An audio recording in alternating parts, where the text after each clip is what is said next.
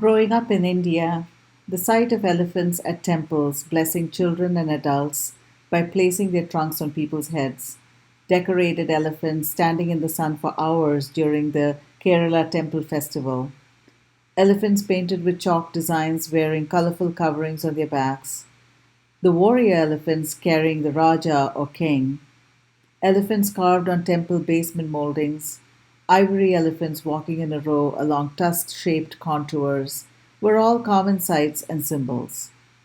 These artistic representations don't quite address the level of harm that is done to animals that has exploded in the last several decades. In 2015, I had suddenly felt a calling to paint elephants under the title Chalk and Chains. I had been to the Dubari elephant camp in Coorg, India, just a few years before, and had been struck by the fact that elephants who had been crisscrossing farmlands in search of food had been captured and were being rehabilitated on account of their being too wild. When human population expands, the need for humans to encroach on wildlands becomes inevitable. We end up not being able to leave the wild alone.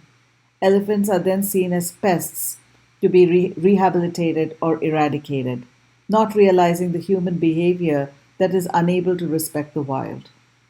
Painting elephants as a meditation on this topic led me to understand that oppression is oppression, that the structure of oppression is the same whether it is humans oppressing other humans, animals, flora, or the planet itself.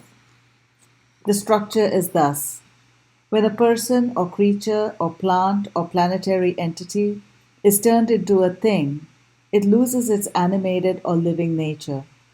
Being thus objectified, it can be harmed with impunity. This axiom explains why elephants are being poached in Africa and Asia. Ivory is currency to fund terrorism or to become exotic status symbols for the upper class to show off their wealth.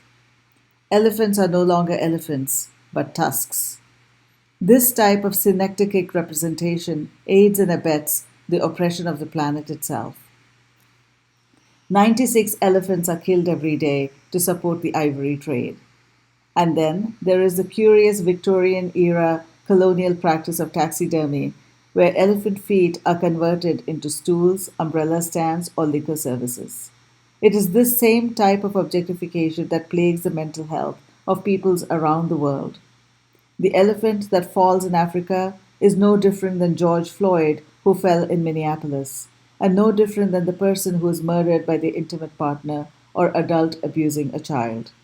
Oppression is oppression. The art is the activism. The paintings embody the voices against subjugation.